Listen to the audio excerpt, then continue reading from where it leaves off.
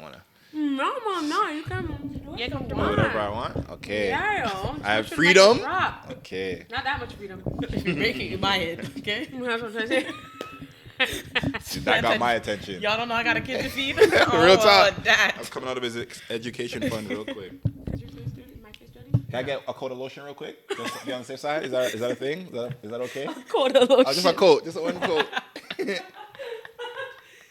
Yo, I'm using that. Are you dumb? Can I get a quarter lotion, Ready? please? Yeah. Senora. Do we just do it straight through? Like, what if I want to redo something? No, you can. Okay. She does all the editing. Okay, bet. Okay, but don't give me too much work. I won't. Listen, I used to edit my stuff too, and I know it's dreadful, so It I will is. not. I'm be. Please don't. Okay, cool. Let me just get it myself. Okay, let me get Go a ahead. little water. Shaz laughing. Yo. Hey, what's going on, world? It's your girl, Shy, and welcome back to the CheyTea podcast. We got a friend of the show in the building, and who's that? That is. Price match Poppy. No, Royston. you're not the person. Oh! You're getting I saw you point, and I was like, I'll put it this way. I'm like, I'm a friend. No, you get your own intro. Okay. Start over, because now I feel dumb. I'm like, I'm not your friend? Okay, I guess not.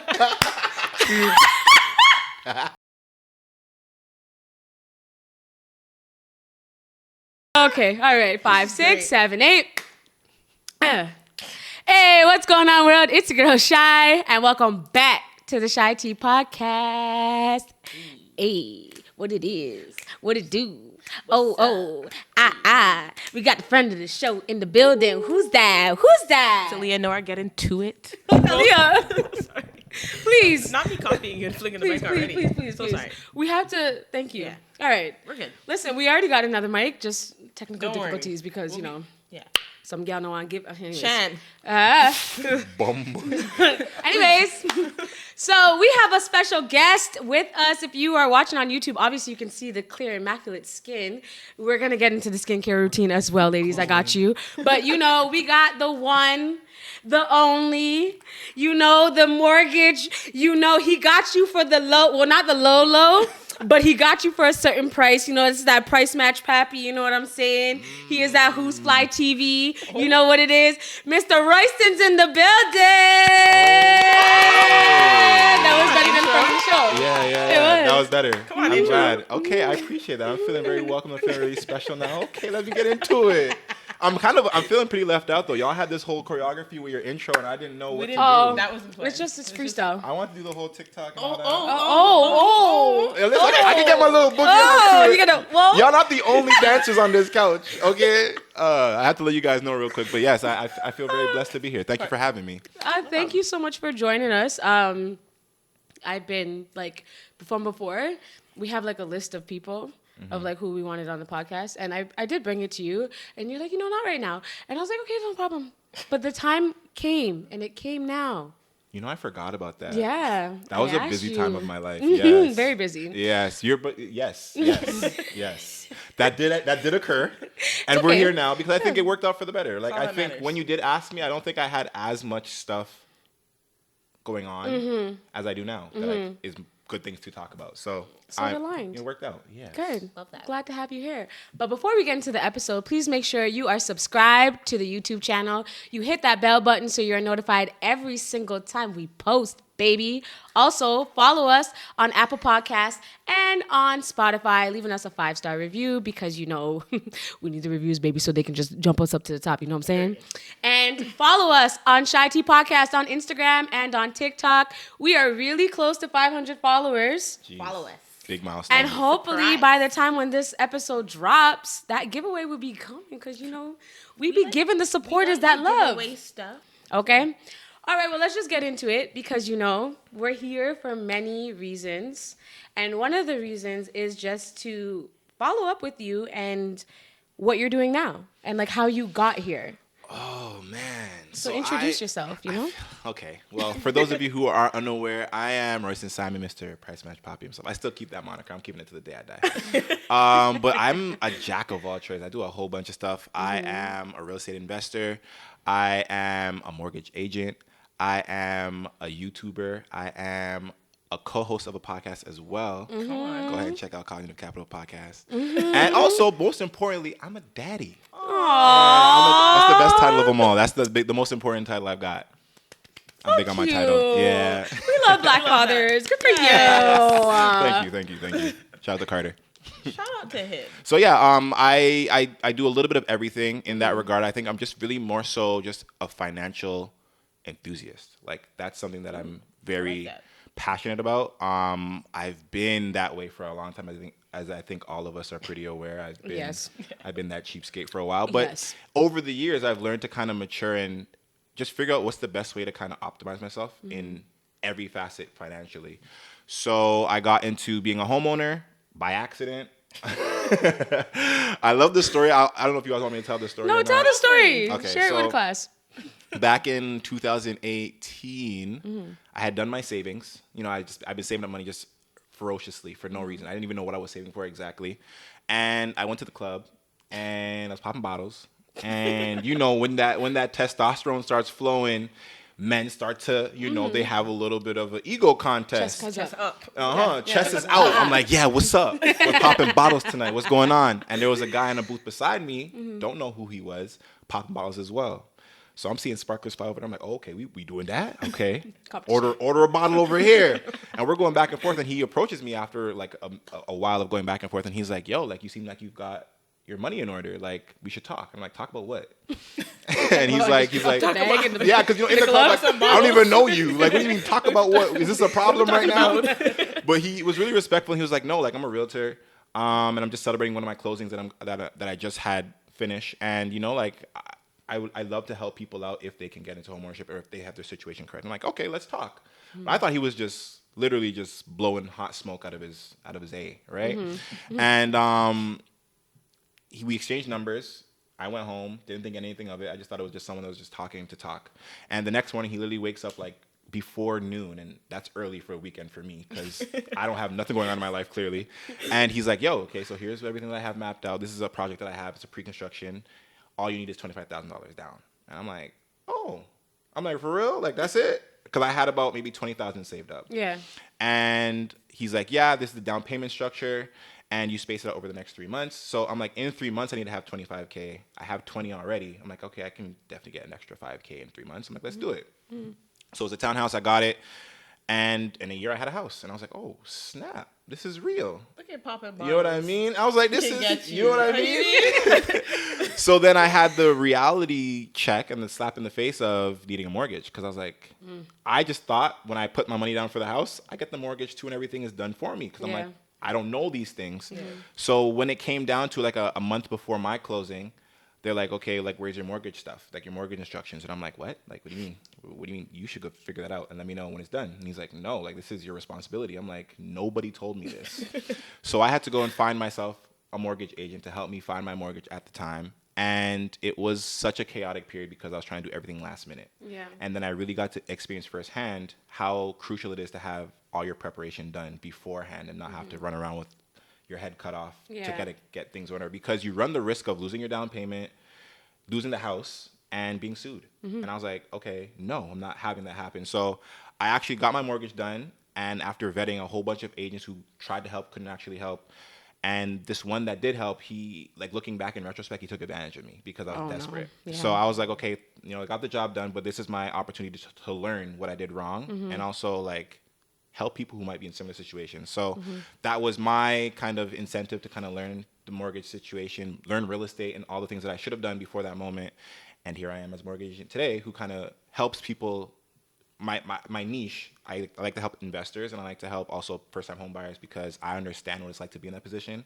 And then I also get to see the benefits that can come your way once you are in that position, because, like, real estate has changed my life completely. So I just think that was kind of the catalyst to kind of help me get to where I'm at right now. And then here we are with, you know, my YouTube page, it's pretty geared towards financial just literacy and just knowing finances on a deeper level, because there's so many things even outside of real estate that can help you achieve financial, like, freedom. And that's my ultimate goal. I think a lot of people have that goal as well too. And yeah, my podcast talks about that as well too. And that's what I kind of just use everything to kind of intertwine together. So I real estate invest. I do my own mortgages. I do other people's mortgages for their own real estate investing. I help people get their foot in the door into the real estate market as well. And then I talk about it on those different platforms as well too. Come on, education. Yeah. So that's a little bit about me. That's where we're at right now. Also, just to also add into my real estate investing journey, I recently got my second property, which is not too long after the first one, and then this one's a 3-unit property. So not just one income stream, it's 3 because I got 3 tenants in there paying me my rent to cover my mortgage and put some money in my pocket. Yeah.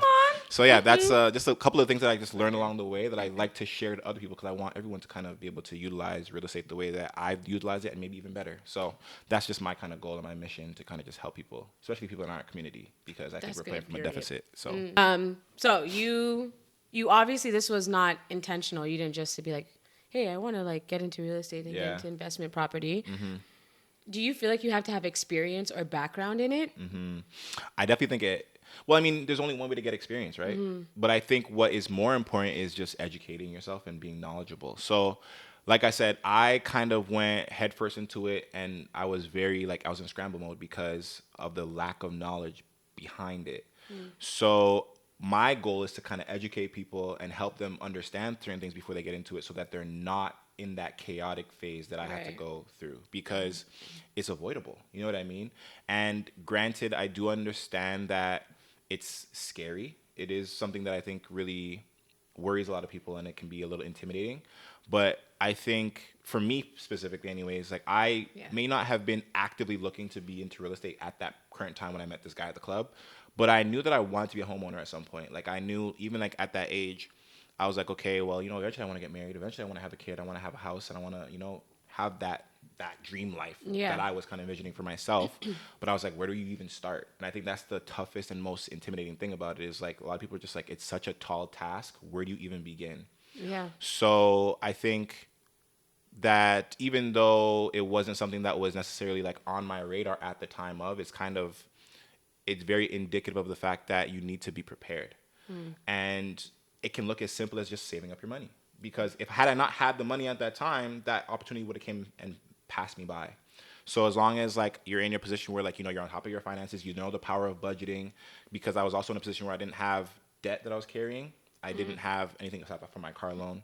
And it was like because of that, I was able to save up faster and have that money on standby for when an opportunity came my way. Because there's a lot of times now, even today, where like something will cross my desk and I'm like, okay, this would fit one of my clients really well. And I can pass it to them, and now they can kind of take action. But like, there's other people that I have conversations with, and they're like, like, I want to be like, I have people message me all the time, like, yo, like, I love what you're doing. I want to be in your position. And I'm like, well, take the necessary steps to do that. You know what I mean? Like, I think there's a difference between just making like wishes and then also having a plan and a plan in place to kind of achieve a goal. So it starts with, if you have that conversation with someone who's somewhere that you want to be, and they can tell you, okay, start here. Or they're like, okay, well, you should be aware of this. Do those things so that when the time comes, you can actually do what you want to do, as opposed to just kind of sitting by the wayside and just being like, like, I hope this happens to me by some miracle. But like, really, you got to just make things happen for you and be in the position to do so. Well, damn.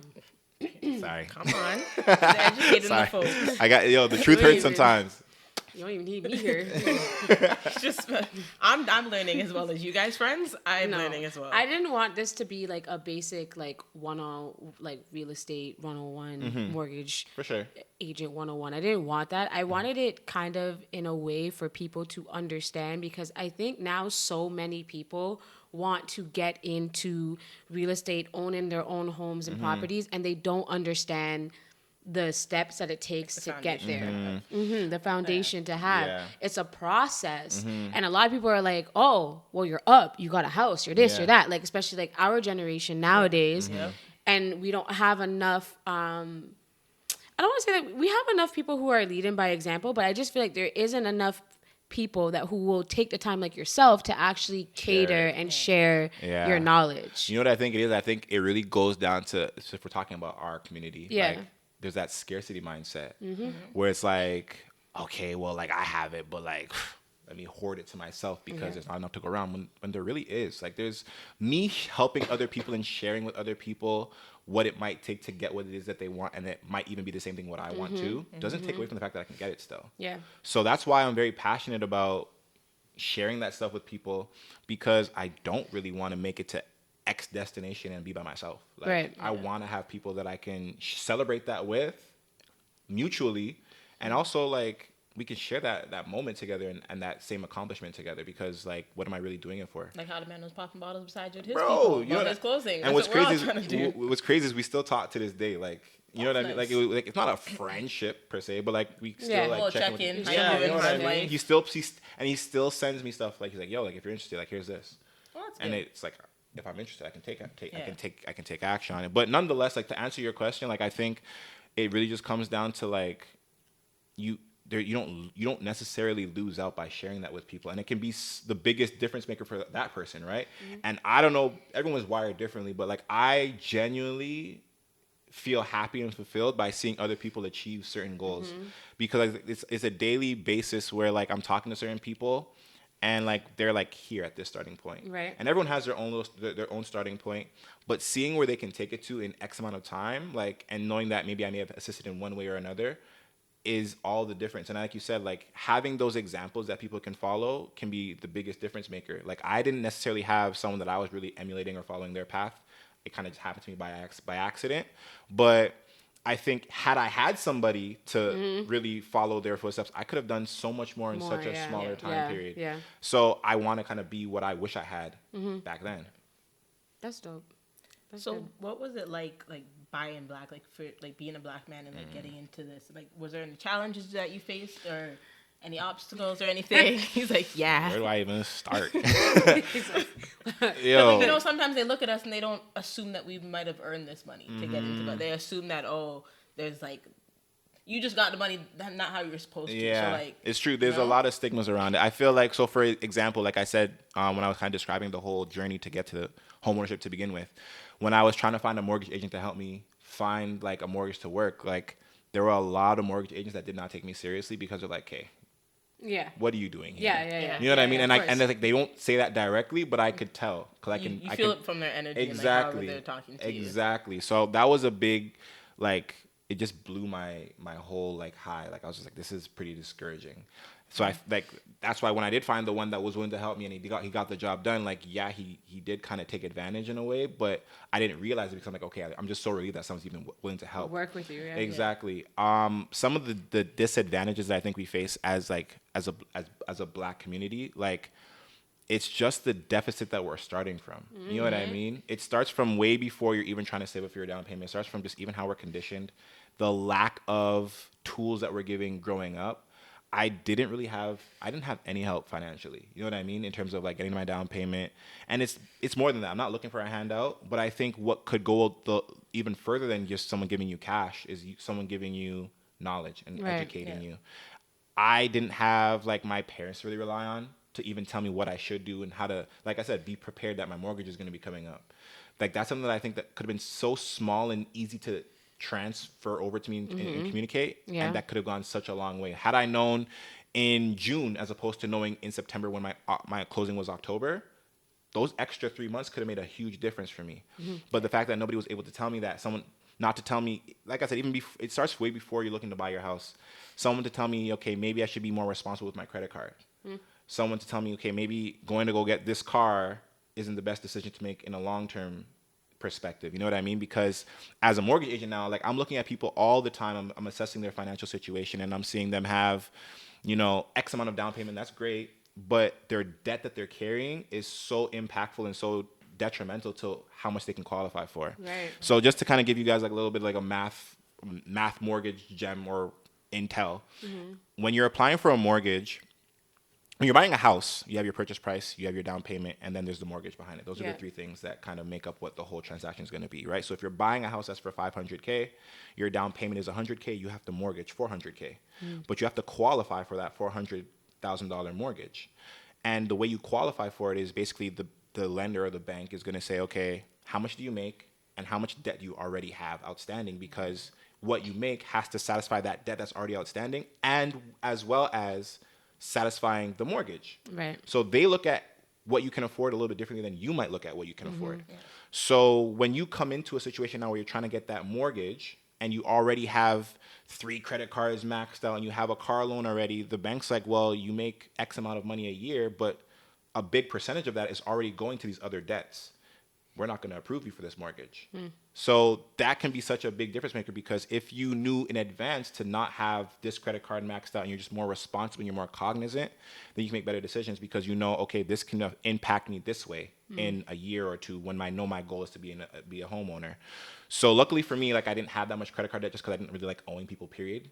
As we can tell, price match Poppy. Which is fine. but I see on a daily basis how it affects other people who don't have that same mindset. Right. And it all starts from how people are taught how money works and all those things financially in the beginning, in the earlier stages, right? When you're 18, you get your first credit card. And most people have to learn the hard way when they max it out and they're like, oh, crap, I got to pay this back. And I'm having X amount of interest accruing on it on a month-to-month basis. That can get dangerous real quick. But some people don't learn that lesson until it's too late, or like it's at a very impactful and detrimental point in their life where they're like maybe later 20s and now they're like, okay, well, I got a family now. How do you manage that debt and bring it down to get it into homeownership level and area?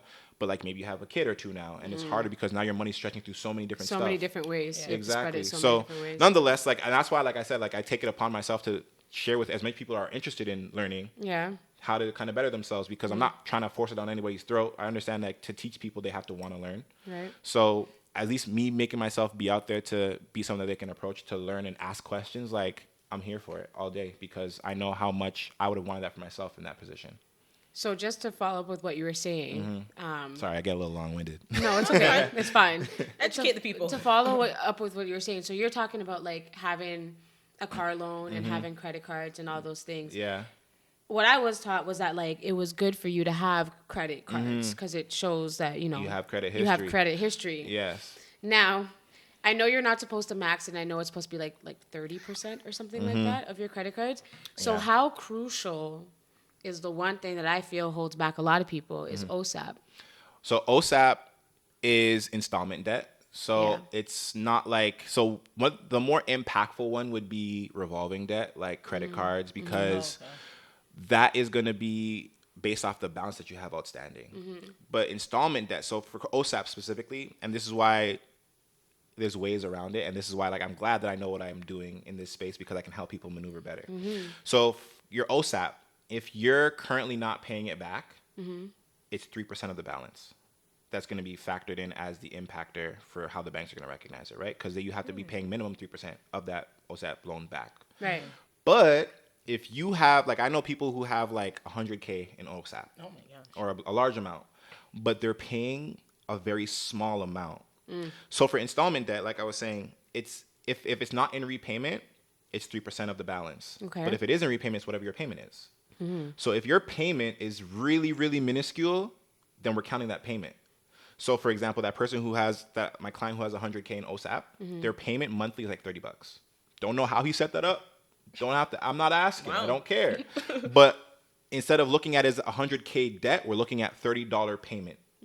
So you're Okay. and to compare, so installment debt. Another example of installment debt is car loans. Yeah. So some people have, big Beamer, big Benz, and that can be detrimental if you're paying a crazy monthly payment for it. Right. Yeah. But if you're someone who got a good financing deal and maybe you're owing 40K on a car loan because you got a big car, like I said, but your payments are like $95 a month for some reason. I don't know how you set it up, but that's your payment. We're going to go with your payment, not the balance or 3% of that balance. So that's why I'm saying like it still goes down to being financially literate, right? Because if you, like for me, for example, when I got my first car that I actually financed, I went in with $0 down, didn't care about the interest rate. I'm like, I just want that car. You know what I mean? Yeah. And they were like, okay, cool, we can get it for you. And then I'm like, I'll deal with whatever the payment is afterward.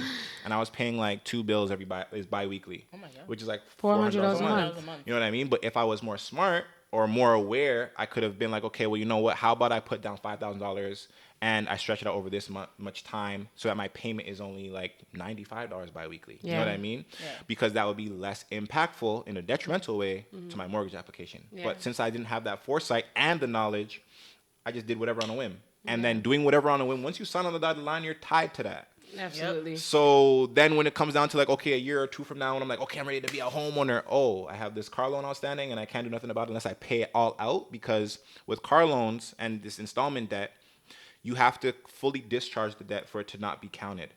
But for credit cards, like I said, for revolving debt, it's just 3% of the balance. So Yeah. as you pay it down, how much you have to pay goes down as well too. down as well. But installment debt is not the same way. It's whatever that payment is until it's down to zero. Yeah. And discharge. So that's the difference between the two.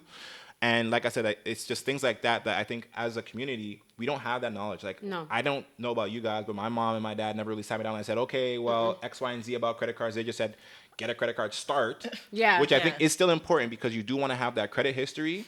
But at the same time, it's also about being responsible with it and knowing how to use those things, because as we all have probably learned the hard way, the mishandling of those things can be really, really chaotic if we get out of hand with it, right? We get a credit card, we're like, oh, I got $2,000 on my credit card bet. Going to the when I mall. was 18. Yeah. What Yeah, you bro. mean? I went to That's the first Bramley thing I did. and I rinsed at ease. I was like, yeah. Not at ease. Shout out to at ease. Oh my God. I walked past gosh. that store the other day and I seen the same lady still working. I'm like, yo, Yeah. you're a real Oh one. my, Yeah. she's real- But nah, that's what I'm saying. Like, it's just, I think we've all been there. we've when all it gone comes to there. I think, credit I don't know cards. how many people, I don't know the stat, but I would love to see the stat on how many people have maxed out their credit card irresponsibly when they first got it. It's Oh, a I have lot. to learn It's the a hard lot. way. Because you get it as soon as you're 18, you're allowed to get a credit card. Me, yeah. Me, where's my foot? Me, Me, I like, learned my mistakes. follow me. And I mean, my mother was kind of like on me about how credit works and stuff, but I didn't really, man, I'm not listening. Yeah. Anything, I'm not paying attention to you. I'm like, no, you're just talking. Yeah. Once I maxed out the credit card, I was like, oh, so maybe she was talking and trying to tell me something, and I just. But you know what I think is, and I think what's also a problem in our community too. So like you said, your mom was like, oh, like, she didn't tell you. You know what I mean? Yeah. But she's like, oh, you better make sure you're on top of your ones and twos. Yeah. Yeah. But what I would say from my own experience, like my mom gave me the little disclaimer, like, okay, be responsible with your credit card. But my mom also stood while I was wilding out and said, you're going to make him learn him lesson. Yeah, Yeah, who don't yeah. hear must feel. How about you No, tell let me me, hear, let me you know hear, what I let me mean? hear, say Yeah, I it. don't want to Yeah. feel. I don't want to feel. You know what I mean? But instead, like, they think that, and this is not to slander just a them. generational It's a thing. generational thing, right? Yeah. They let you learn the hard way, but by the time, like, the lesson has been learned, okay? Yeah. Like, we don't have to get to this extreme point for you to learn the lesson. And I think that that's a little bit of a difference that can be made. And that's why, like, even for myself, like, okay, I'm a parent now. When I get to that phase, like, I want to make sure that I'm communicating these things to him and maybe not giving him as big of a leash to learn that lesson the hard way so that he's more aware and can be more responsible at an earlier age. Exactly. So, yeah, it's just, I think it all just starts with that, like, being more communicative and letting them know to do better before they have to learn the hard way to do better. Right. So that's where I think it really begins in our community. So one step at a time. Baby steps. Yeah. What is the pros and cons with renting versus owning? The smile. So let I love me this ask you question. guys what you guys think. What you think the pros and yeah, you didn't think I was Oh, gonna flip it gosh. on y'all. Yeah. Oh, I'm not gonna answer. I still live at home, but I'm gonna answer. Listen, stay at home as long as you I'm gonna need to. answer. I still live at home. We'll be good. There's no shame in that. There's no Honestly, shame in in that this whatsoever. economy, stay home, Listen, kids. I just moved out. So that should be a big indicator because I Yeah. got my Yeah. first house. I stayed my ass home, rented that out, got my little cash out, and then saved up a little bit more to have a cushion at first. Yeah. Because I'm like, I know what it's like to go out and then be spending your last dime to meet your bills and expenses. Yeah. And then you can't save up anymore. And then Exactly. not having that emergency fund is crazy because what happens when your car pops a flat tire and you got to go dig into that credit card to go pay for it. And now you're in a hole, trying to dig out of a hole, but still have the other expenses to We keep were in a up whole with. panini press and people were unemployed. So can you imagine? What do you call it? A You panini call it press. a panini press? I'm like, when did you work at Peter Land? This girl said, I was like, Peter Because like, you gotta be Express? careful how you What? say the words. why Like, can't you yeah, just I say love panoramic? panini press sounded cooler. I It can't is, lie, it's it was, very it was clever. cool. Thanks, guys. I So you messed know, with you like on that stuff one. like that, like when people are going jobless and stuff, it's like you didn't even know that you needed an emergency fund. Facts. It's true. And it you're goes just- such a long way. You're sitting down wondering how am I supposed to do this, that, and the third, and they still expected you to pay rent and or a mortgage They if ain't you had care. one. They They said didn't business. rent They said due. rent is due at the Rent at the first due. of the month, end of the month, whatever. That you was you, agree eh? with. That was me, 100%, no question about it. But it felt good to be in that position. I'm not gonna lie. No, it sucks Yeah. because you know what's going on, especially with everything that was going on outside, and then to have to be the person and be like, well, I still gotta. Yeah, but the thing is, and the reason why, and I guess I can speak from both ends of the spectrum now, Right. right? So as someone who is a landlord currently, the reason why I'm on you to get my rent is because I still have the mortgage to pay. Yeah. Like, Yeah. because you don't have your rent doesn't mean I don't have to pay mortgage. Exactly. So that if I don't pay it, if you don't pay me, Then who's gonna pay the you know what mortgage? I mean? So then how can And not you to mention, live? I have my other expenses to already deal with Yeah. in my Yeah. real life, Yeah. in my day-to-day life. So it's like, I'm not doing this just to be greedy and to be Annoying. obnoxious and annoying. I have to pay the mortgage, and the bank is going to come knock on the door and kick all of us out if you guys don't pay the rent for me to pay that mortgage. So Exactly. you know what I mean? So I just think like it's funny because I got to learn the other side of the coin. Yeah. But sorry, I cut y'all. What's the difference between owning and renting? You guys try to tiptoe well, and, go ahead, and Miss moonwalk Van. your way I out of it. mean- I know y'all like to dance, but y'all not dancing out of this Whoa, answer. not the Whoa, moonwalk. not moonwalking. My bad. No, honestly, like because I rent now. This is my first time renting. Nice. Congrats, by the way. That's still an accomplishment. Thank you. It was. This is your first time telling people that you're renting somewhere. A lie? I know. Look at me. This is a Well, I Who's mean, Fly. I might as This is well. a Who's Fly Like- guest exclusive. You guys just got the tea Oh, God. on CheyTea. You guys didn't even know. You know, people announce their things. She didn't do No, it. I There's no- didn't. yeah. No, I didn't don't want blame to. you. It wasn't something that like I had planned, but I kind of just said to myself, I'm like, okay, well, this is something that I need to do in this situation, and you know, I made a decision to do it.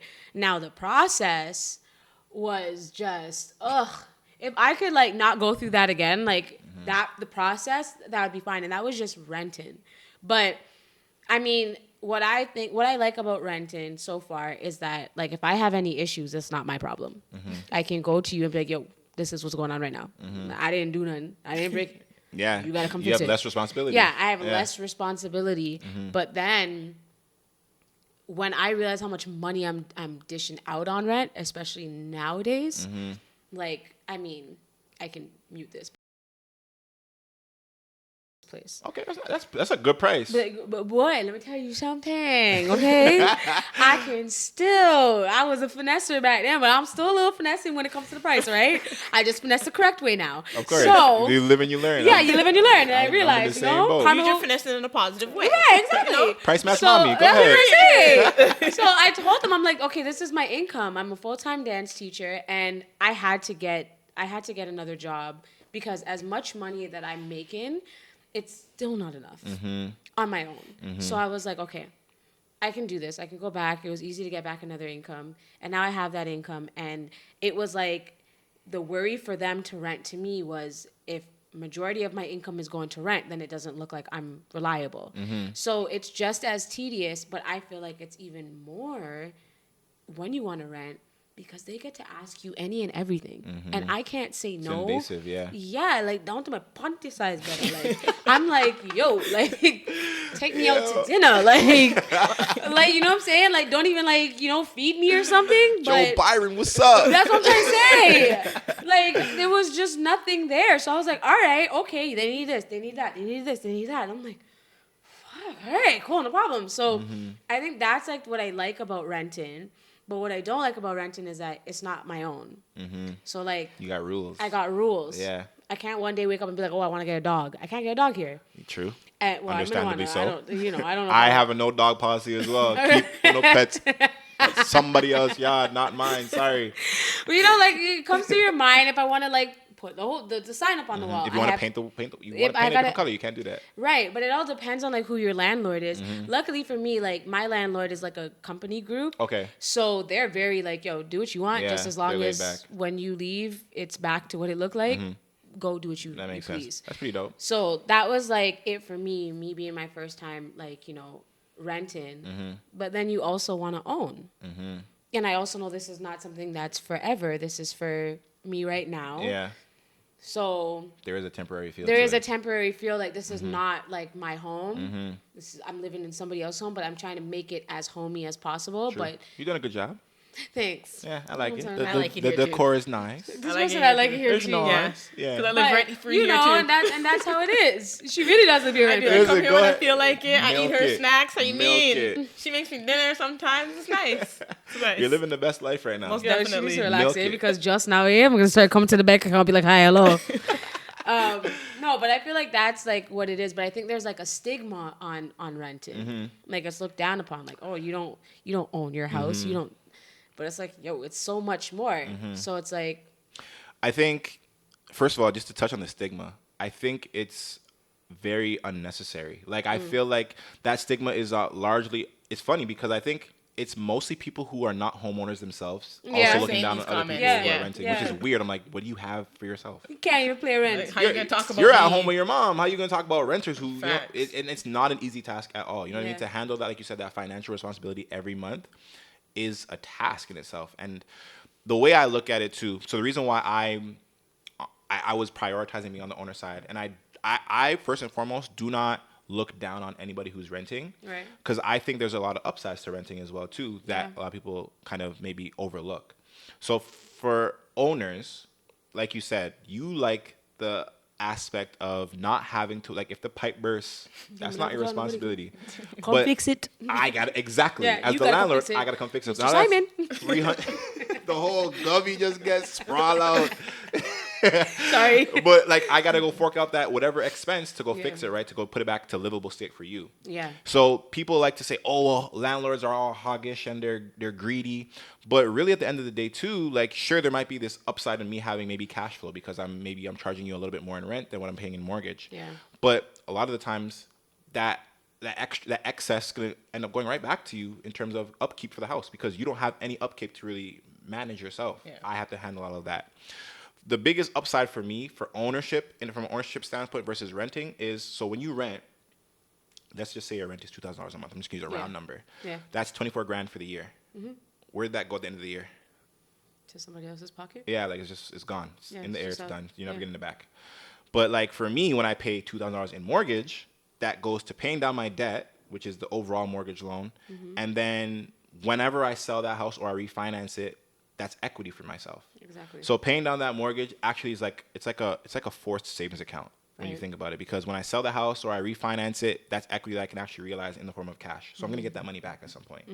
So that's why when I was neither a renter or a homeowner, I was living at home still. I was like, I know I want, whenever I do move out, I want it to be a home that I live in, because I could already recognize that rent goes into somebody else's pocket, Yeah. and it's not money that I'm ever gonna see again. Yeah. Because I look at it like, okay, when I pay my phone bill, $80 a month, I'm never getting that money back. You know what I mean? There's no re-accessing that money. use your whatsoever. own phone. Exactly. Any expense. Can you imagine? Bro, you know what I'm saying? Just, Use my own rotted phone. they're not even supplying the electricity that I used to charge Nothing. it. Nothing. Nothing. They said I to gotta use your pay- phone and call people. I gotta pay gotta pay $90 you. a month. Exactly. Wild. So when I started looking at every expense as something that I'm like, okay, how can I make this expense at least have some purpose for me in the future? I was like, okay, home ownership makes sense because I know if I'm paying down my mortgage, at least that's money I'll get back at some point. It's going towards something. Yeah. Because I knew the value of ownership. Yeah. But to still speak on the renter side of things, what I think is a really big upside for you guys is just like how flexible you can be. Like, I know people who have moved like 4 times over the course of the pandemic because they didn't have to worry about selling a house, paying a real estate agent, fixing up the house, staging it, making it look presentable to people who want to buy it, because they had the ability to just say at the end of the month, I'm leaving, I'm picking up, I'm going. Like Yeah. that flexibility is really valuable. Yeah. Yeah. Especially for people who might not have a whole family that is in place, right? Like, let's say, like, I have a friend who actually packed up and is living in Colombia for a couple of months Wow. because they're just like, Nice. yo, they work from home anyways. I can work from anywhere as long as I have Wi-Fi. Let me go live in Colombia. But if he was a homeowner, could he still do that Right. as quickly as he wanted to No. do it? Right, no. You know what I No, mean? So he was able to just tell his landlord, like, I'm not coming back. I'm gonna go move. Yeah. And he was able to do that and live his best life, and he can come back whenever he wants to find a new place to live. Right. You know what I mean? So having that, Literally his only problem is finding somewhere to literally, live. that's it. But he can do that from a distance too, right? Exactly. So the detachability and flexibility is pretty valuable depending on what phase of life you're in. So I think that's a pretty big thing as well too, that I think a lot of people don't really understand. And like you said, not having that responsibility of, okay, well, if this window breaks today for whatever reason, it's not your responsibility. God forbid. God forbid. Yeah, sorry. I don't wish no bad Please, juju no on bad your mind place. over Yeah. But I think that's why, like, I think there's a lot of things to consider. But I think what it really boils down to is you assessing where you are in your life, what's your priorities, what do you value, and then making a decision that best fits you. Who cares what other people have to say? Who cares if people think that, oh, renters are this, that, and the Because third? they're not paying your rent. They're not paying So, your rent. You know what I mean? Mind the business that pays you. Literally. But I think what's more important too is also to realize, like, once you make that step outward to do X, Y, or Z, whether it be homeowner or rent, like that $2,000 I'm just using as an example, Yeah. is money that's going to be coming out of your income. So it was nice when I was living at home. That's why I say, if you live at home as long as you possibly can. I most definitely will Because be. when I was making $3,000 a month, I'm like, okay, this is $3,000 a month that I can pretty much use for whatever. Yeah, do to what help you me want. save aggressively. That's how I was able to save up the $20,000 in the first place. But once you have that constant $2,000 to pay every month, I'm just using that number loosely, like I said. Now you have $1,000 to really figure out what you're doing if you're making $3,000. Yeah. So once you're working with less money now to disperse to other things that you might have interest in doing or goals that you have for yourself, it gets a lot tougher. Yeah. So that's why I think it's really, I see people move out on a whim all the time. I'm like, bro, rethink that before you make that decision on a whim. Like, give it some time. Think about what you actually have, not just now as a goal for yourself, but also use some foresight. Like, think maybe 6 months in advance. What do you want to do in a year? Because this decision you make right now is similar to like buying a car on a whim. Yeah. Yep. You want to put some thought into that because this is something that you're going to be obligated to for X amount of time. Exactly. So just think about things a little bit deeper than just what's going to satisfy me today. As much as like I wanted to move out and stuff, like I know I can still go home. Yeah, exactly. I know like my mom is still there. That's a good safety and net. like my dad is still there, and I mean I love the perks of moving out because now my mom's like, oh, I have this for you, and Hey. I got a blender. And I'm like, oh, not the blender. Because I got her room now. Wow. So I got space. Okay. So I'm like, so do you have both rooms now? Well, I don't use that room, but like both of them, like You see how she chest high? Level I don't up in the use life. that Yeah, room. I don't use that. She I don't. flipped I the don't, I hand. don't use that. I don't use But that room. I could so, if I like, wanted to. I could if I wanted to, See, but I look, use options. I use her room now. So options, but like I see It's her still my every day, room. so it doesn't. Anyways, You see how she said I'm using her room? Did you see that? Did you catch It that? makes it That feel means like- Still because yours. it's It my makes- it room makes it still. feel Okay. ownership. okay. It's still And like I mine. see her every day as it is, so I feel like even though that she's moved out, I still feel like she lives with me. I'm glad to hear that though, because I think there's some people who move out under like bad circumstances and then they don't have that option to go back or have that support still. 'Cause I Yeah. think whether you move out for home ownership or renting, you need that support system. So I think it goes a long way. So I think does. having that option is really good. And I think why I think being a renter or even just getting out there at some point or another is important is because you're getting the reps in. Like you now have the reality of I have this X amount of money that's due every I month. have to pay. You have to learn now how to budget your money. Yeah. Exactly. Whereas I think when you're at home, it's a little bit tougher because you don't have that reality and the what's the word I'm looking for? Responsibility. You know, bro. But what's the repercussions if you don't there's actually nothing. succeed? There's no Like repercussion. if I tell you, okay, Aaliyah, save $1,000 a month. You're like, yeah, cool. And if you don't, what's the repercussion? Nothing. You still have a roof over your head. You're Yeah, still exactly. blessed. Yeah. But if Cheyenne does not have her rent at the end of the month, she's homeless. I'm done. Yeah. Or she's gonna have to come back home with her tail between her legs. Yeah, like, be like, hi, hello. Let me Or back- regardless, they might give her a month, but she has to find last month and Exactly. this coming up. It doesn't right? get So easier. it doesn't get It easier. doesn't. You're just- Exactly. You're just digging yourself in a deeper hole. Exactly. So, but you get that reality of having deadlines to meet and having responsibility and budgets in place. So I think it's a necessary like lesson that you're learning in the midst of doing the renting thing. So I think there's a value to rent no matter how you look at it. Like, you know what I mean? Like it's just a trial run for when you become a homeowner because the stakes are higher.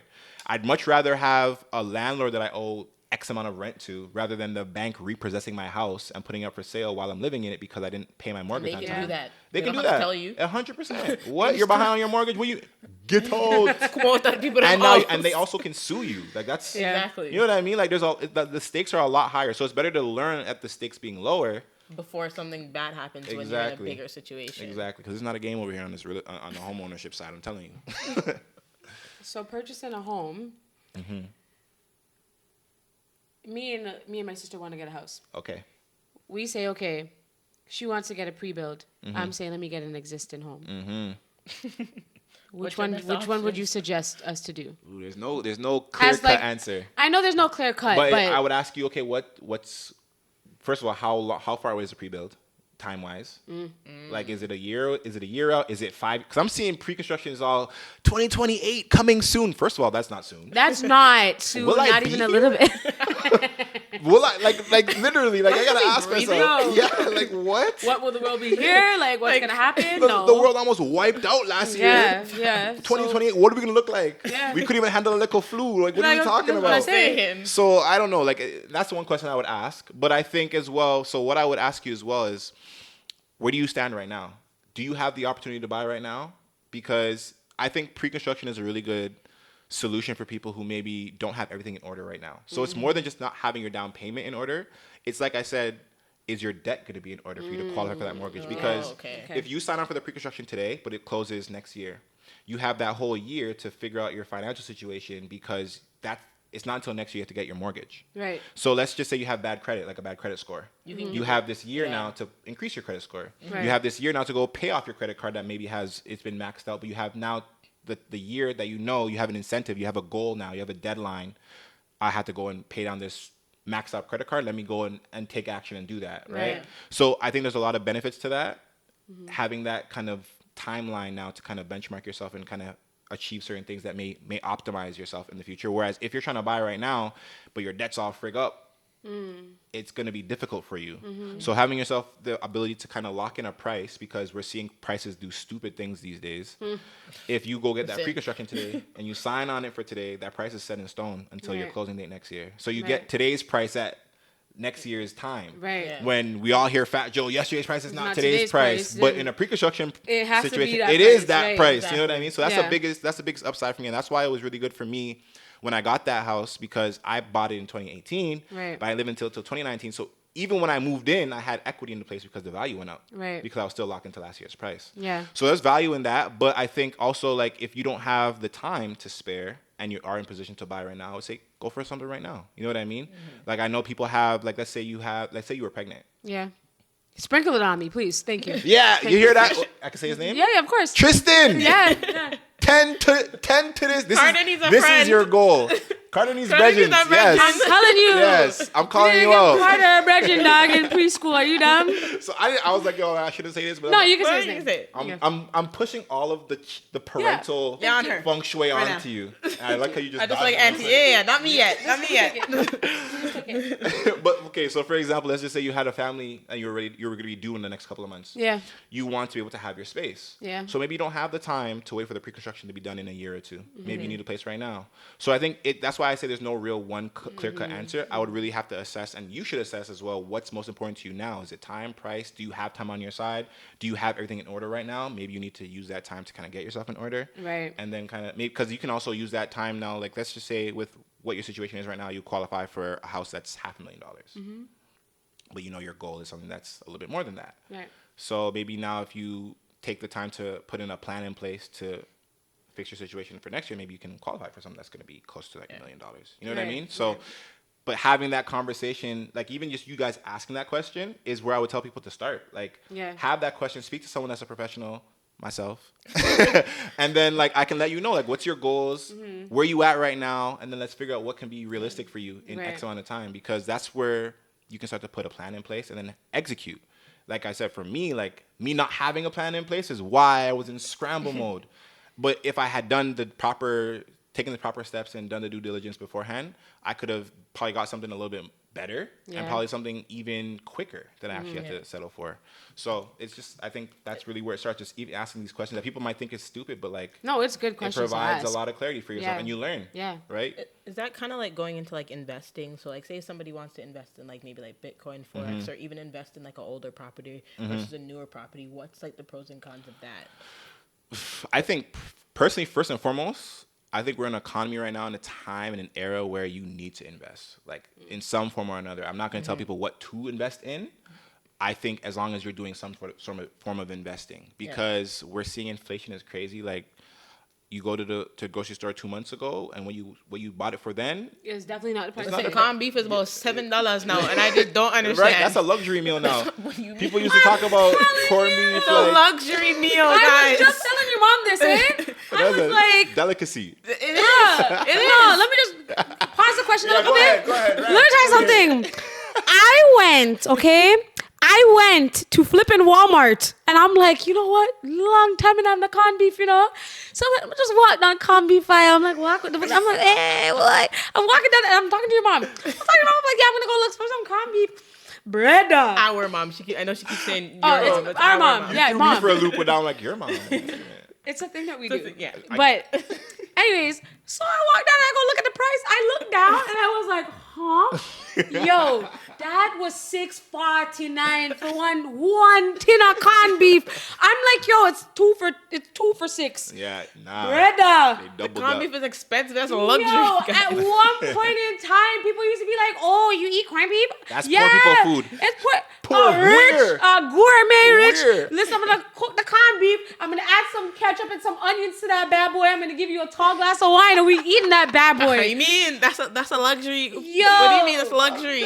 That corned beef stayed on the counter, eh? This girl said blue blood corned beef. No, but for real, no. I thought I was at Blue Blood Steakhouse. I was so upset. Sorry. She's hot. Nah, it deserves all the passion. Triggered. Because inflation is crazy. Like the It's price of wild. things is literally It's like insane. is compounding so Yeah. fast. So like I said, if you're not doing something with your money, your money's depreciating on a day-to-day basis. So like you having $100 at the beginning of the year, it's like its power is significantly less at the end of the year because you need to be keeping up with at least inflation. Absolutely. So inflation typically used to be like 2% a year. Yeah. Now we're seeing at like 4% over the past year or what the case is. So if your money's not making at least 4%, you're actually losing value. Yeah. So that's why when I hear people say like, oh, my money's in a savings account and I'm getting like, 0.5% interest, I'm like, fam, your money is literally depreciating as you go along because Right. you might be gaining 0.5% interest, but it's losing 5% value over that year. Right. So you have to at least match inflation, right? So that's what I'm saying. Like, I'm not going to tell you what to invest in, but find something that works for you and your investment appetite and your comfortability, your comfort to at least, get some sort of return on your investment so that your money is at least keeping up with inflation. Yeah. So for me, I like real estate clearly Yeah. because you can get money in certain way. You get value out of it in more than one way. You get value, like I said, paying down the loan that's on the house so that you're building your equity, getting cash flow as well. Absolutely. And like I can turn around and sell the house tomorrow and become, X amount richer Right. if I decide to. Yeah. But I think even like with cryptocurrency, like I think that's a really cool thing that people can look into as well that can kind of help their money hedge inflation because like, for example, like I do a little bit of crypto stuff and I more so stake my crypto, which I'm not going to get too deep into. You guys can get a crypto person sitting on the couch with y'all. But staking basically That is could like... be you too, so go ahead. I might come back. You never know. I'm open For to real, it. But like staking your crypto is pretty much you earning interest on it. So like, Okay. let's just say I have 1 Bitcoin. If I stake it, I get back like 5% on top of that one Bitcoin that I staked, right? So 5% was me being modest. There's certain coins that maybe let you stake for like 10%, 12%. So I put my savings in crypto so that at least I'm getting the staking amount in interest coming back to me. Because that's if you compare staking to a savings account, you're getting 0.5% interest on a bank savings account, but you're getting 12% interest staking it, right? So Yeah. whatever I was going to put in that savings account, I just put into crypto instead. Right. Because at least I'm getting 12%. So even if inflation is 5%, I still made a difference of 7% interest at 12% staking, right? So it's just finding different ways to kind of do that. Stocks is a little different. I used to do stocks as well, but honestly, I'm not patient enough. I'm gonna be honest with you. Me either. I stopped. Stocks just they take too long, bro. I'm like, bro, when am I gonna be a millionaire? Let me know. And Like tomorrow. yeah, I I'm need looking that. at Wealth Simple. I'm like 5 cents. Okay, Yeah, I'm like, interesting. That was okay, all nice. right. That's all I made back. Yeah, you know what I mean? So I'm like, okay, cool. But I still think that's still valuable though, because Right. if you do your own research, and that's the reason why stocks didn't really work out for me. I don't really do that much reading up on different companies and stuff like that. But if you do your research and all that stuff, then you might actually know what you're doing a little bit better than I did, and you might see better returns, right? But nonetheless, my point that I want to drive home, that I emphasize, is just you have to find something to kind of put your money into, whether it be, any of the things that I mentioned already, or I think you mentioned a couple other things too. But I just think it's just a matter of finding what works for you. And I don't like to. I was a big proponent of like side hustles. Right. And I still am. I do think they're still valuable, but like I think they become a little too glamorized where people are like doing like 17 different things. And I'm like, you're doing 17 different things, but you're doing them all like half-ass. Yeah. Like, And are that's you not even passionate about these? Yeah, 17 you know what I things mean? that And you're is it really beneficial to you? Because when you spread yourself so thin among so many things, you're trading so much of your time. Yeah. So like if I am a hairdresser and I also, fix up shoes and then I also cut hair as well and I braid people's hair, where's your time to enjoy your life? You know what I There is mean? none. Because and that's all that in addition to you working 8 hours a day, Yeah. having a 9 to 5. Like I see a lot of people run themselves into the ground, and it's just like you might turn around and when you're trading your time for money, you only have so much time. So you got to find other ways to kind of make money passively. So I think the key is not to have multiple streams of income, but multiple streams of passive income. Right. So that you can still enjoy life. Because I've done the whole, I have 6 different streams. I do bare things, fam. And I'm like, bro, I'm burnt out. I don't have no time to actually Make your enjoy money my life. make sense. Stop trying to do everything that it can make you money. Exactly. Like, you Figure don't out need what to works for be you. doing 12 different things. You can be doing 2 or 1 thing, and it could be making you dollars. Facts. You don't have to do 12 different things. Literally. And try to get everybody on those 12 different things too. Just do it makes you true. comfortable, and do it you're good at. And I think also too, in addition to that, so like you're saying don't do 12 different things. But like if people who are doing 12 different things, like if you're putting in minimal effort or not as much into those 12 things, maybe they're giving you like maybe a nickel $5 here, you make a nickel $15 here, and I'm not shitting on Fiverr. Sorry, I'm not belittling. Okay, bless. I'm not belittling $5 or $10, right? Yeah. But I think there's a lot more value. Like if I was just to master one or two things, I could make a lot more money doing those one or two things as opposed to doing 12 things For $5. okay. Yeah. You know what I Okay, mean? an average. So like you guys kill it in the dance space. Thanks. But like let's just say you guys were like, okay, I'm gonna try and maximize myself, and you're gonna be like, okay, I'm gonna go do hair, and I'm gonna go and model, and I'm gonna go do this, and I'm gonna do that, and then you're taking yourself away from dance. So now your dance is actually like you're losing the money that you would have made in dance because you're not dancing as much anymore. And that was your strong suit. And that was your strong number suit. one. Exactly. Before you got into all so the extras. what you lost in dance, did you really gain in all those other things? Nah. No. That's why. And even if you did, was it worth it? That's what I was just about to say. That's Yeah. why, like, with jobs, like, I've always been able to go back to being a bookkeeper and accountant because that's like the first job I did when I was younger, and then like now, like I'm still young, but Wow. now like I can go back into it. So now with the situation I'm in, I was like, you know what? It's not enough. I make a good amount of money teaching. I teach 5 days a week. Nice. 5 days a week, maximum 3 to 4 hours a night. Sometimes 6. And then, like, you know, I'm teaching and I'm making a good amount of coin. And when I was at home, I was like, yo, like, this is beautiful. I can invest. At that time, I was doing stocks and I'm doing this and I'm doing that. Yeah. But then when it was time to come and pay the rent, I was like, Yeah. so I was able to go back. So I consider my 9 to 5, I consider that my hustle. Because my passion is teaching and dance. It doesn't feel like I'm working. Working, right. So I will have an annoying 5 to 7, 8 hour day. And I'm just like, brother, if I could smack somebody, but as soon as I go to teach, I'm not exhausted. I'm not like, I'm just like, this is what it is. It keeps me up, right? That's true. So you want to be able to do that. But the reason why I say that is, can I do both? Can I invest and save in my bank account? Of course. Does it make sense? And that's what I'm saying. Like,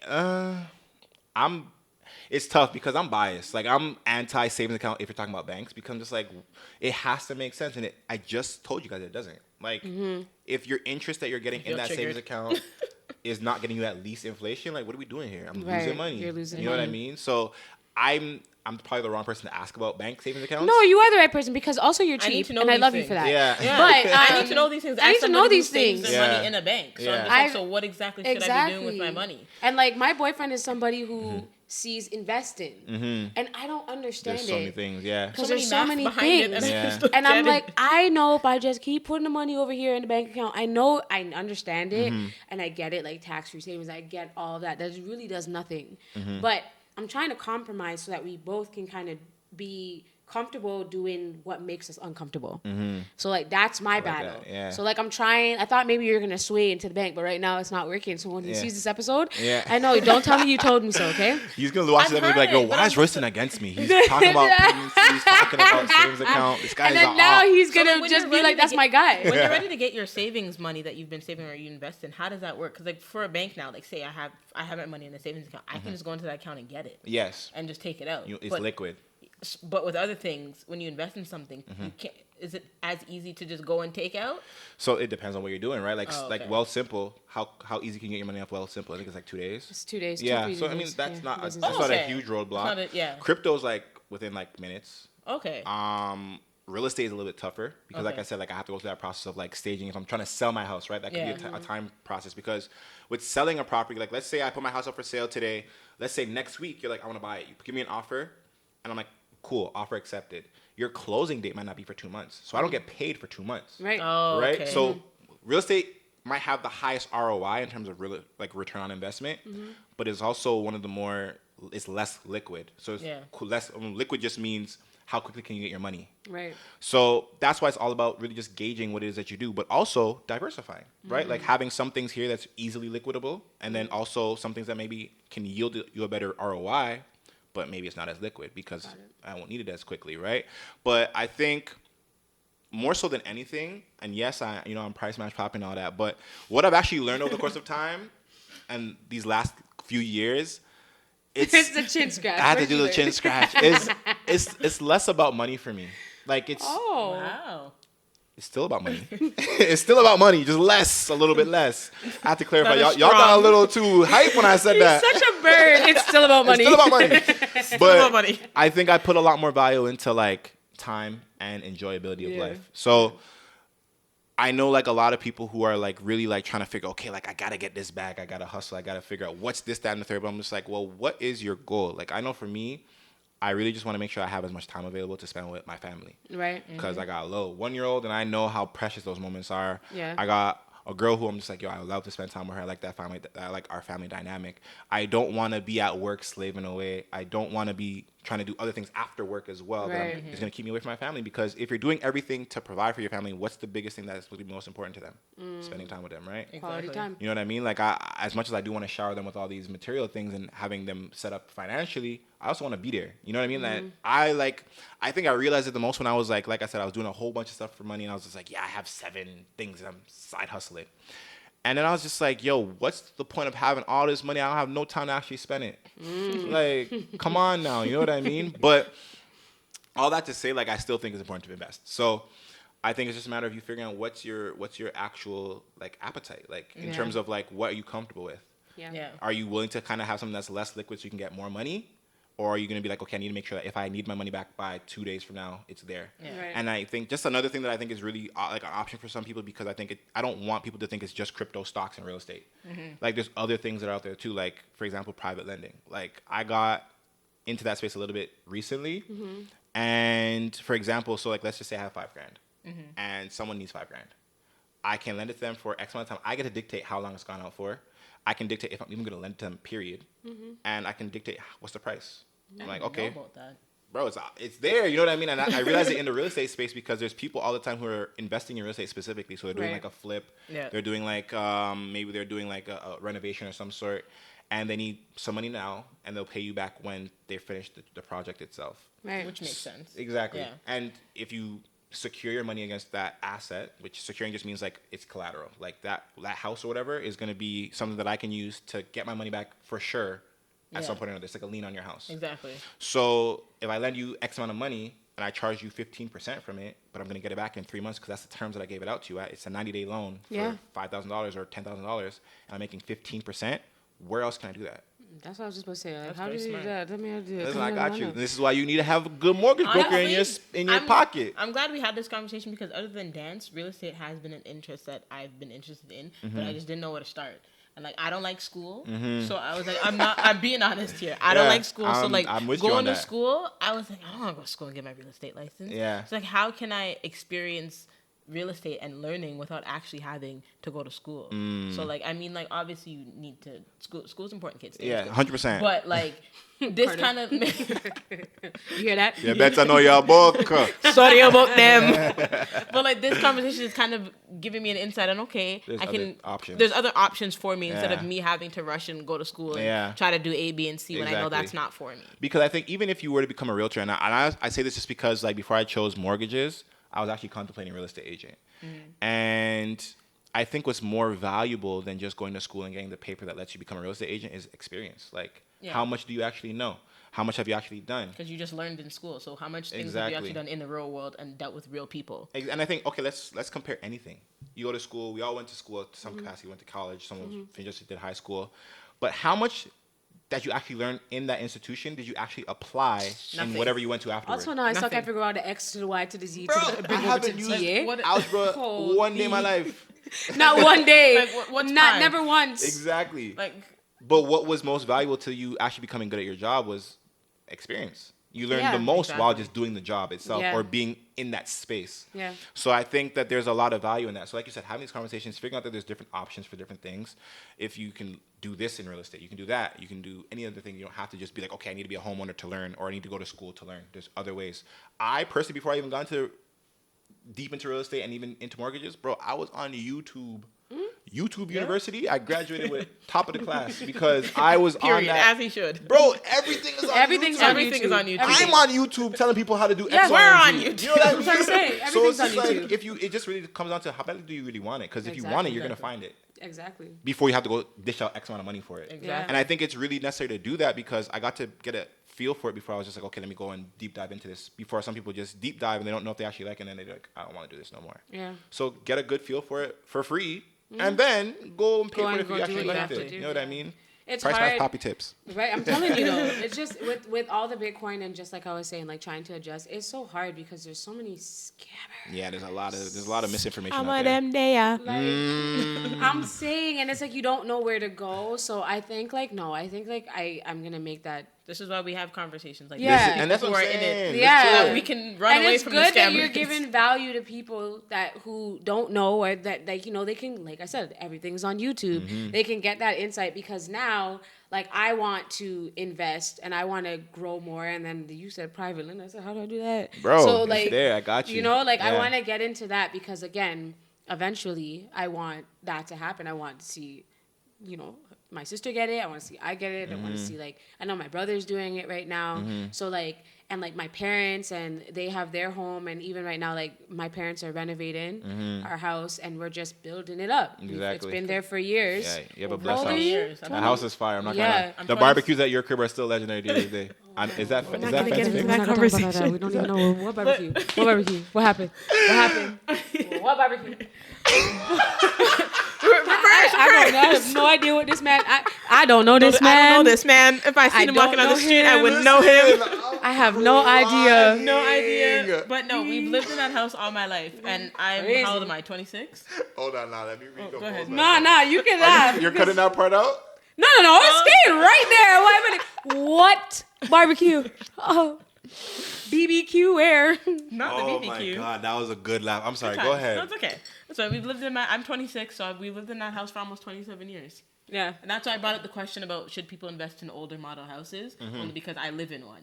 So like and a house on my street, house prices are just insane. A house on my street sold for like 1.3 mil, and I was like, this house is like 20 odd years old. And they didn't And renovate they didn't renovate it. They sold it As is. Yep. Like when you buy a used car and they say you as is, that's how they sold the As house. is. But Yeah. And it was smaller than my house. And I was Yeah. like, that's insane. But that's a good benchmark that you guys know what you're sitting on, right? Because like I said, like look at it this way: your parents, and I'm not trying to be invasive at all. But Yeah. this is just me not being able to turn off real estate mode. Okay. Go ahead. Go ahead. Your parents have lived in that house for 20 plus years. Yep. They're, if not already, they're close to being mortgage free. Yeah. Yeah. So whenever they sell that house, if ever, that value of the home is literally all cash for them. Yeah. Because they've already pretty much completely diminished the entire loan against the home. Yeah. And the value has continued to go up. Right. So if you're seeing a house go for 1.3 in your neighborhood, that's one of the closest things that you can use to kind of dictate the value of your own home. And like I said, it's really just simple math. It's the value of your home minus the debt against it is your value. Yeah. And if you have zero debt to your home because you're mortgage free, you have a 1.3 million Quick maths. dollars right there in your pocket. Exactly. Exactly. You know, not to mention you said that house was smaller, so yeah, it's probably way more smaller. than 1.3. And like the backyard space wasn't even close to even half. Guana. And I was like, this is what people are buying because Yeah. we don't have no choice. I think that's Exactly. what like my parents are realizing what they're sitting on. Like if they were to say like selling it and with the renovations, like that house can sell like really close to 100%. 200. 100%. Like really, really No close. question, because I've seen the house. Yeah. And I think, I know you guys were saying the age of it. It doesn't, and that's one of the things about real estate that's just like, I think a lot of people don't really understand. Like, the age of something does not determine the value or lack thereof of it, right? Because a house, if the structure is good, Yeah. it's going to continue to be a strong house. Yeah.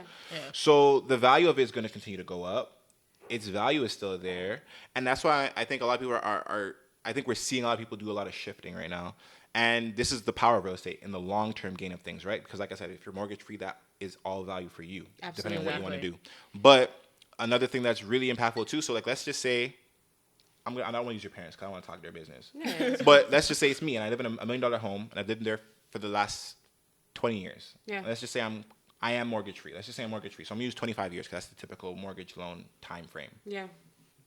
So I'm completely mortgage free. I'm just gonna fast forward in life, and I live in this house. I have Carter, me and my wife, and Carter's now 25 years old, and Carter's ready to move out.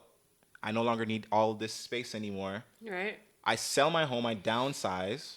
I now have $1 million, and I go and buy my next home, smaller home that's more comfortable for me and my wife, and I have the excess cash still sitting there. Right. You know what I mean? And that's what a lot of people are doing. A lot of people who've had real estate for years now are doing that. They're like, well, I don't need all this space, and I have this much cash that I'm sitting on. Let me go tap into this cash. So I'm going to sell my home, downsize, and then I can go gift my kid X amount of money to go buy their own home, start their own life, because it's not going to cost me anything. I'm going to be living rent mortgage free because I bought my house outright. Yeah. And it's just about having that foresight and utilizing what you have in your corner and leveraging it properly, right? So that's something that I see huge value in, and that's why I'm taking all the steps I take now to not just help other people do certain things for themselves, but I know my goals for myself. Yeah. I want to be able to give those. Carter the I want to help him out the way I didn't have help out. I don't want him to have to go through the mud like I had to go through the mud. You shouldn't have to struggle. You shouldn't have to. But also, we're seeing other communities. Yeah. They're like, I talked to one friend like 4 years ago. We're working at a credit firm. Yeah. And he's like, my dad's buying me a condo, and I'm like, oh, like he's giving me the down payment? He's like, no, my dad's just buying me the whole condo. And I'm like, adopt me? Like, must be nice. You know what I mean? Must be nice. And I'm just like, what's your dad doing? He's like, my dad doesn't do anything sick. My dad's just smart with his money. Yeah. And that's exactly what I just described is exactly what his dad did for him back then. Yeah. And if you think about it, if that was 4 years ago, the condo that his dad bought for him 4 years ago, who knows what the son is sitting on now? Yeah, exactly. And that's how you can continuously it's generational wealth. It is. And we don't take it as seriously as other cultures and communities do. And that's why we're playing from a deficit when we start out. Because it takes one of us having to make this realization and then actually implement it. Yeah. And that's where we kind of have that disconnect. But usually our parents never really came from many things. And they came from having to work, from like, you know, when they give you the story, I had to walk to school 4 miles every day. Yeah, I'm like, you're lying. No shoes. I'm like, how do you all walk to school with no shoes? I'm like, how did you guys all have the same story? Like, I don't get it. No, but did you guys ever, so have you gone back to Jamaica? Yeah. Obviously. Yeah. Did your parents ever show you where they used to live and then where school was? Yeah. And then you're like, this is not 4 miles. Got it. And they're like, but it's right there. Why you back chat me? Because you lied. That's not the point. Okay, no problem. Okay, all right. It's like, all right. You're right. Like, I'm doing the math and this, you lied. It's just a generational thing that, like, especially like me and my sister, like, we're trying to break because I don't want my kids to have to go through what I went through. Exactly. I grew up very privileged. I'm not going to act like it wasn't bad at all, but we could do better. It wasn't bad, but we can do better. Exactly. Especially when it comes to money, because money wasn't a conversation that Caribbean parents like to have. I love talking about this because, let me ask you a question. And we don't have to say the number. Yeah, no problem. Have your parents ever told you how much they make? My mom didn't up until recently. I had to find out. Had you ever? She found out, but my mom eventually told me. We're fast. We have to. We had to. I find out. Because now you're not telling me. I need to know. Why is it so secretive? Yeah. What's the secret? Yeah. How much is it? How much making? Let me dig into that. Yeah. Because when the roles are, they dig into your things. Yo, I love you so much, Mom. But we're airing it. I don't care because my mom insisted for my first job. We didn't do it, but she put up a fight with me to make my pay go to her account, and then she would send it to me. What? Oh my god! Why? Triggered. For why? For what? For why? My hard-earned money that I clock in. Not even, you want? Nah, but let's be real. Hard-earned. I was working at No Frills, stacking milk. What do you want my little $80 for? Come on. Minimum wage wasn't even up to the time yet. I'm working for $9 an hour. You want my $9 an hour? Come on now. You didn't even go to work with me. I'm going to work to give you my paycheck. What do you One shift a week? What do you want this for? This is pennies. Yo, we all live the same life. I'm telling you, we all live the same life. But that's what I'm saying. There's so much similarities in how we're all brought up. But my point is, we didn't even have the transparency of how much we make. Yeah. So in my mind, I'm thinking my mom makes buku bucks. Who knows what it actually was? But since I don't get to see the value of it all or what your money actually translates to, I don't know the value of money myself. Exactly. So just having that lack of transparency creates so much like misinformation for us. Yep. Because where do we actually learn it from? If you won't tell me how much you make, what real life expenses look like, because it's like they don't tell you how much they make, they don't tell me how much the mortgage is. They say, oh, the mortgage, there's food on the table, you're blessed. Don't ask no questions. No, I need to know more. Yeah, because that's how you would learn. Exactly. Because they're not teaching you in school, so now I have to learn the hard way. Exactly. Again, so we're back at that same point that I was talking about in the beginning, where it's just like, we need to share more, and it starts with having those conversations, because me and you are probably having the most transparent conversation that you probably would have outside of that, because not only did our parents move like that, but since we learned it, we don't share with our friends. Tell anybody how much we make. Nope. And it wasn't until like the pandemic where me and my group of friends were like, how much we got? How much we make? We just had I don't know where it came from, but we started talking like really transparently. We're like, oh, okay. And it wasn't like anybody was one-upping anybody, but it was just a matter of like, okay, knowing the landscape of things and understanding what certain things mean. Yeah. So it really just starts from being transparent, having these conversations, period. Exactly. To really understand money better and how to better maneuver yourself and navigate. I mean, I have these conversations with her. Like, we know how much we both make, like, together, because, like, she actually helps me with my finances, because I'm terrible with money. Anything I see, I buy it. That's, If I see it, I Impulse. buy it. The other day, You sound I like was on Dom. some candy website, and I just bought bear candy for no reason. I love that. God bless your soul. Because your soul, like she just said out of nowhere, honest. I would have kept that one and took it to the grave. No, I'm gonna share it. I just bought out Bulk Barn just She didn't even because. share any of the candy with me. No, I had to come and take it. I bought the hot chocolate for you. Okay, well, anyways. God bless But, you. like, that's what I mean. Like, You that's have- the habits that I'm trying to break, and just the impulse buying. It starts there. Because I feel like, you know, you only live once, and I can just spend the money. No. Yeah. You know what I can tell you? Because I'm actually helping Dom with this, because Dom is a big impulse buyer too. And it starts, this is how I actually learned to kind of curb my own my own spending problem that I had. So I had to find, how do you spend? First of all, like, what is the channel that you impulse spend with? Makeup. Makeup and No, Starbucks. not what do you spend on? Oh. Is it credit card? Is it online I use my shopping? debit card a lot. Debit online. card? I use my debit card a debit and lot. credit. I think that's mostly what most people face. And you know why that is because they made it so easy. You tap. You don't even have to look at it. The quicker you make that purchase, it's so easy to make that money and so easy to spend it. You don't even realize you're spending so much of it. So what I used to do when I was first trying to save up for my first car, because I bought my first car outright cash. And I was like, okay, I got to save aggressively, because I knew, I was like, yo, my incentive for getting my car was, I know I'm going to Humber next year. I need to have a whip so the baddies are feeling me. I want the baddies to be feeling me. This is serious. I never took nothing more serious in my life. I'm like, I need to be having a whip when I roll up to college. So I got paid to my bank account. Yeah. Every payday, I'd go and flush my account. Like, if I got paid $1,000, I'm taking out $1,000. There was $0 in my bank account. I went home, put the $1,000 under my bed. This is not the best tip to hedge inflation, obviously, because cash lying around is trash. But I took out $1,000 and I would keep $40 on me. So I had $40 to make do with wherever I was, no matter what the situation was, because I can't use my card to access more money. I can't go home and come back to go spend it. Got you. So I limited myself to whatever amount of money that I was taking out for that day. So I had $40, and I was making that stretch for weeks. Like, I was just like, okay, to learn good habits, I had to put myself in extreme circumstances. So I was like, I had to make $40, $50 stretch for the week until the next paycheck came in. Because I was acting like that $1,000, even though I knew I had it at home, it's not accessible. So I was as good as broke. Yeah, so you're acting like you didn't have it. Exactly, because I didn't have it at the time to actually access it to spend. Right. So since it's at home under my bed, how am I going to spend it on road? Like on an impulse, on a whim. I can't. Because you're not going to drive home and go get it. Exactly. Stay home. And I only have $40 in my pocket. So I now know, okay, $40, can I get home? Because I'm taking the bus. I don't have the car yet. Yeah. I got to make sure that I'm making sure that I have enough money left over to do the things I need to do to get right back home at least. Yeah. So that taught me the value of budgeting and how to be more disciplined. So that's one thing that I did. Maybe you can do it too if that works for you. Because I think the reason why most people spend so frivolously is because just a tap of the card or just even Apple Pay. You just having your phone. You just have it on your phone. Literally. My like, debit card is just there. There's a reason for those things though. Yeah. They know it psychologically. If you don't have to think about it, you can just tap and you're going to buy whatever. And that's why they're like, the limit used to be, I think, $100 for tap. Now it's like over. It's 200, depending on Because who you bank with. Exactly, because they know, okay, well, if we can make these people spend more. Yep. And if I have to insert it, I'm gonna talk myself out of it because there's so much money. That Which is me extra now, step because my is tap enough. don't work right now, so I'm not fixing it. Tap doesn't work on any of my cards. I turn it off. Yeah, Because my friend did the same thing. Yeah, I think that's 'Cause I I'm gonna even- keep it that way.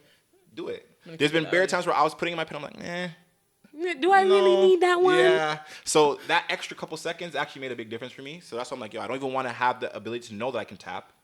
So I don't. Because that also lets me know, okay, is this tap worthy? No. So with the impulsive spending, though, sorry not to cut you. That's all good. You were a shoe fanatic. That was one thing as well that I had to kind Oh, of. you gave that up? No. Listen, are you dumb? Nah, what? But it taught me in that Yeah, same. your no was like I was talking about Carter, bro. Like, hush. It's okay. Take You got a time. little emotional about that one. Nah, but I think it's important. Like I said, like I value enjoying life. Like Yeah. you got to still feed those things that are important to you, right? I'm not here telling anybody to be a minimalist. Like for you to be like, oh, get by on water and can't even say corned beef no more. But No. just to get by on the little bare minimum is not. That's not fun. Yeah. That's not a good quality of life. So you should still reward yourself. Yep. But I know. Okay, so taking it back to that, because my shoe fetish has been gone for a minute now. It's been active for a minute. Sorry, not gone. But for example, like that time frame when I was saving up that $1,000, I put it under my bed and I'd wait. I'd be like, okay, since I have this $40 to get by with living, I have to now take out the price of the shoes from what it is that I'm saving and put that aside as well too. Oh, okay. So it taught me like, okay, if I want this in a month, start saving Saving like it I from need now, it. yeah, You know if what you I need it. mean? So any shoe that I actually wanted, I'd save for it in advance. Obviously, yes, I'd come across the odd shoe. I'm like, oh, where'd this come from? I need this right now. But I accounted for that too. So like in making your budget, I think it's important to kind of just decipher what you want to be putting your money towards. Expenses like your phone bill, mortgage for me, like food, groceries are the essentials. And then I actually have like a fund where I'm like, okay, this 3 bills or 4 bills for the month is for whatever I want to put it on. Yeah, my mom helped me with that. Yeah. Separating my money and having different areas of like for fun or even like when I need a gift for a birthday. Yeah. Like you have money instead of Exactly. having to wait till you get paid. You have money at the side that you already saved from months ago that you can go buy your friend this 100%. gift. Because And you have to account for it. Yeah, I have a Absolutely. Starbucks addiction, so I buy Starbucks very often. I'm talking like I used to buy Starbucks 5 days a week.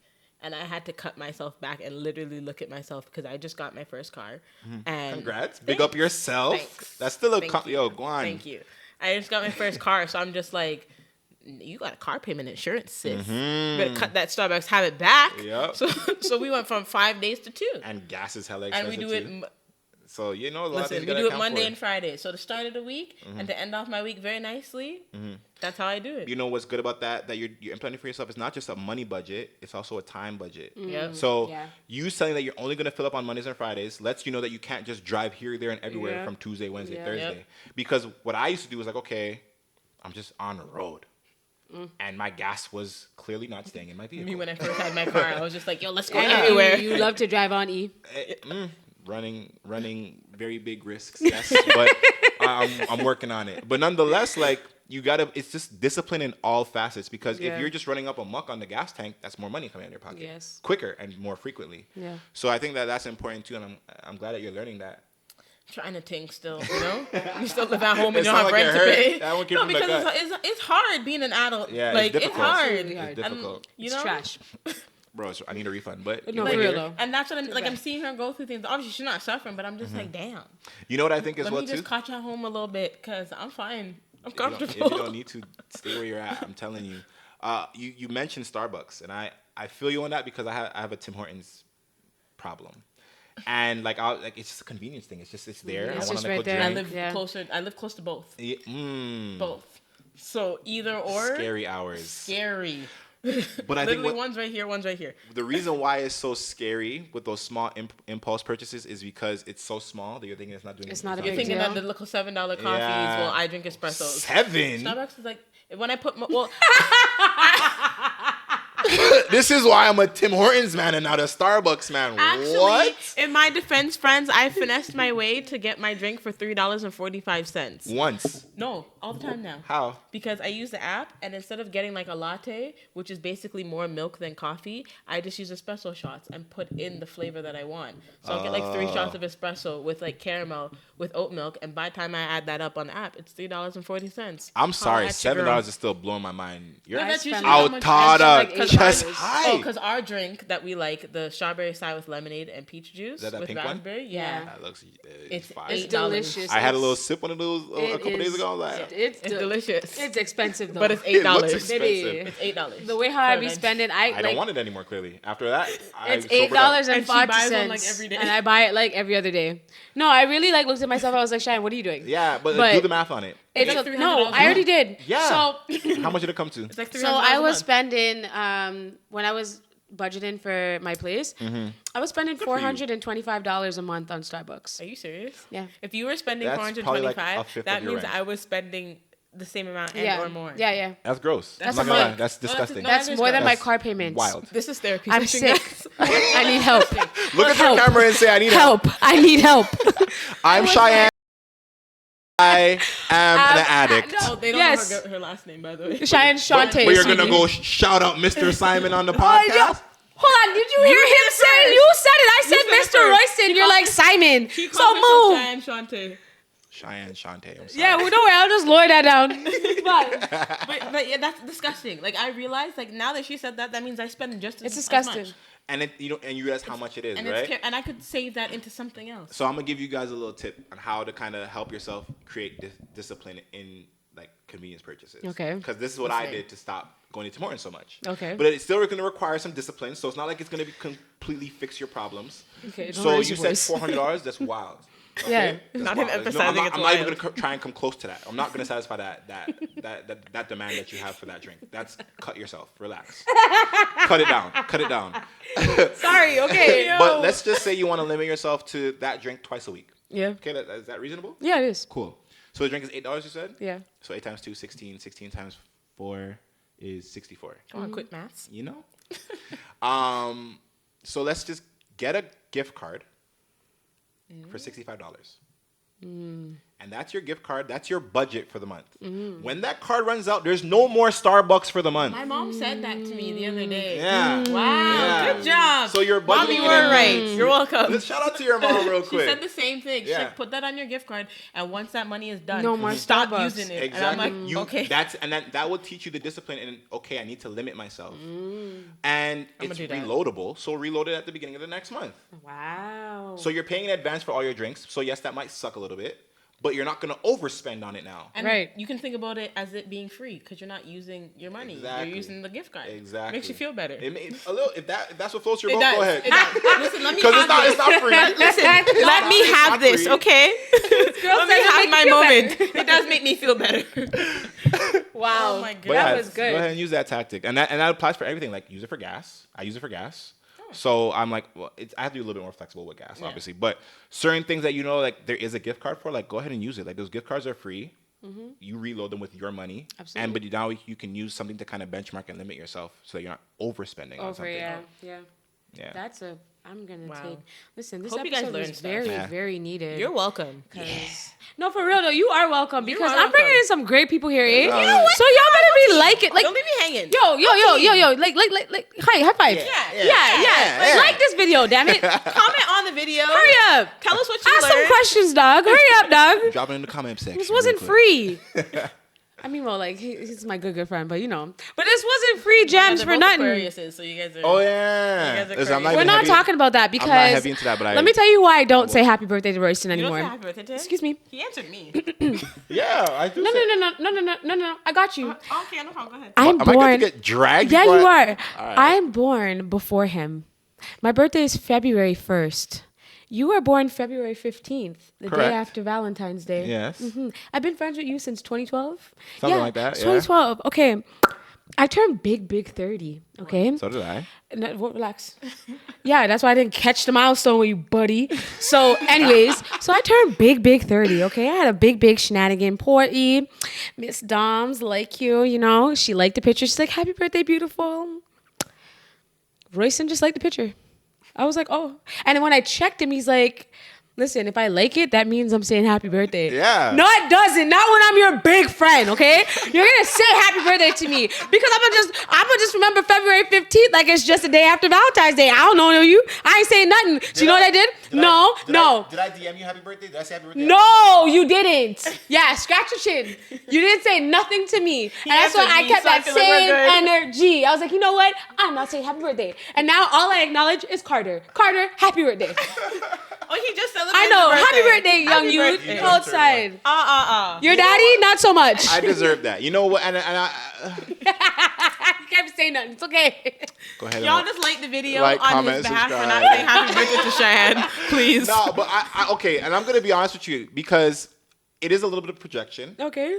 I'm not a big birthday person. I don't like birthdays for myself. Really? Yeah. I don't. Oh, I love birthdays. I don't. I was dreading turning 30. I was like, bro, I don't want to get here. Let me just do 29 part 2.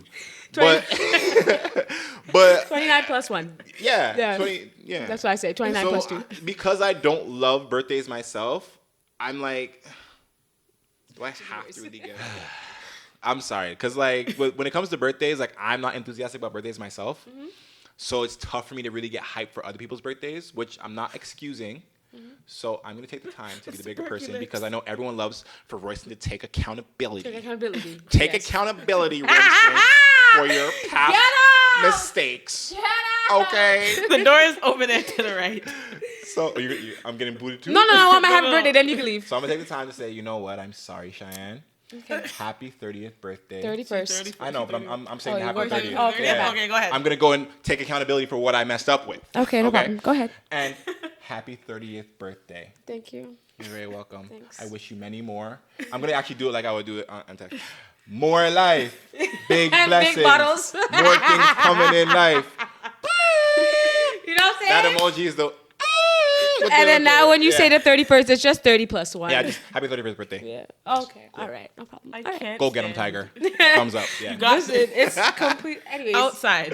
at least, we were able to, let bygones be bygones. But Yeah? I Are you going to appreciate- forgive? yeah, of course, Is I that a forgive you. thing? I am such a forgiving person, if you Do we can tell. forgive past mistakes? Of course we forgive. Especially These- here in this household. Yes, we do. In this household, we forgive all mistakes, okay? All of them. They don't even exist. We're not What are you going to talking bring it up about? 8 years later either. No, we're not going to doing throw it that. at people's No. faces. Listen, if we're all old feelings from 8 years later, then you're depend your own.